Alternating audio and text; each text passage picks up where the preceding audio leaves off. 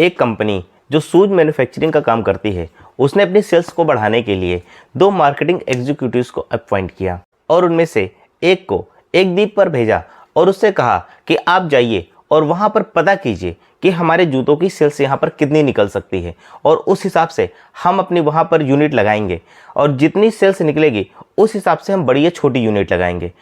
अब क्या हुआ, वो जो एग्जीक्यूटिव था वो गया उस द्वीप पे और जब वो वहाँ पर गया उसने सर्वे किया और सर्वे करने के बाद में जब अपने ऑफिस को रिपोर्ट किया तो उसने बताया कि सर आप यहाँ पर कोई भी यूनिट ना लगाइए क्योंकि यहाँ पर आपके जूतों की सेल्स कोई नहीं होगी। और इस प्रकार से उसने अपनी कंपनी को रिपोर्ट करने के बाद में वो एजेंट क्या करता है, वापस चला आता है कंपनी को। ये बात कुछ कंपनी के ओनर को ठीक नहीं लगती है और कंपनी के ओनर अपनी बोर्ड मीटिंग में ये बात करते हैं कि क्यों ना दूसरे एग्जीक्यूटिव को उसी द्वीप पर भेजकर दोबारा से सर्वे करवाया जाए। तो यही निर्णय निकलता है और क्या करते हैं, वो दूसरे जो एग्जीक्यूटिव को अपॉइंट किया था सर्वे के लिए उसको भेज देते हैं सेम द्वीप पर और उससे कहते हैं कि आप जाके पता कीजिए कि मार्केट में हमारी जूतों की सेल्स कैसी रहेगी और हम यूनिट लगाएं भी या ना लगाएं। तो अब जब एजेंट जाता है उस द्वीप पर तो वो क्या करता है, वो द्वीप का सर्वे करता है और सर्वे करने के बाद में बहुत ही खुश होता है और खुश होकर अपने मालिक को रिपोर्ट करता है कि सर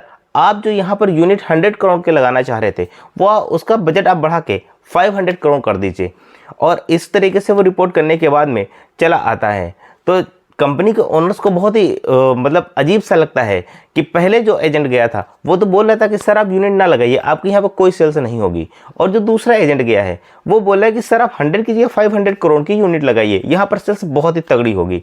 तो अब चूंकि उससे पूछा जाता है कि आपने आखिर ऐसा रिपोर्ट क्यों किया कि हम यहाँ पर यूनिट बड़ी करके लगाएं, तो उसने कहा कि सर जब मैं द्वीप पे उतरा तो मुझे ये देखकर बहुत ही आश्चर्य हुआ कि उस द्वीप पर जितने भी लोग रहते हैं उनमें से कोई जूते पहनता ही नहीं है।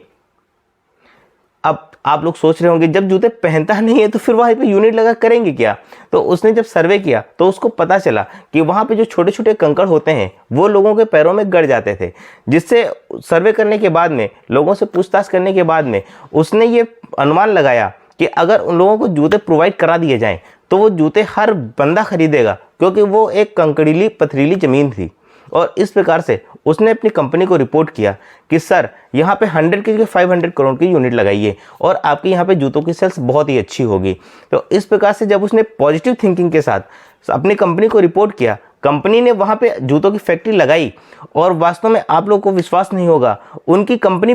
ने बहुत अधिक जूतों की सेल्स की और वहाँ के अधिकतर लोगों ने कुछ ने जूतों कुछ ने चप्पल, इस प्रकार से सभी ने कुछ ना कुछ खरीदे और जो कंकड़ीली पथरीली जमीन पे थी उस पर चलना उन लोगों का आसान हो गया। दोस्तों मैं यह कहना चाहूँगा कि सोच का लाइफ के ऊपर बहुत ही ज़्यादा इम्पैक्ट पड़ता है और जैसी हमारी सोच होती है हमको रिजल्ट भी वैसे ही मिलते हैं। इसलिए जब भी आप सोचो पॉजिटिव सोचो और बड़ा सोचो, क्योंकि सोचने पर किसी भी प्रकार का कोई भी बाउंडेशन नहीं होता है। तो क्यों ना हम लोग बड़ा सोचें और पॉजिटिव सोचें। इसी पॉजिटिव थिंकिंग के साथ धन्यवाद दोस्तों, चैनल को सब्सक्राइब जरूर कीजिएगा। धन्यवाद।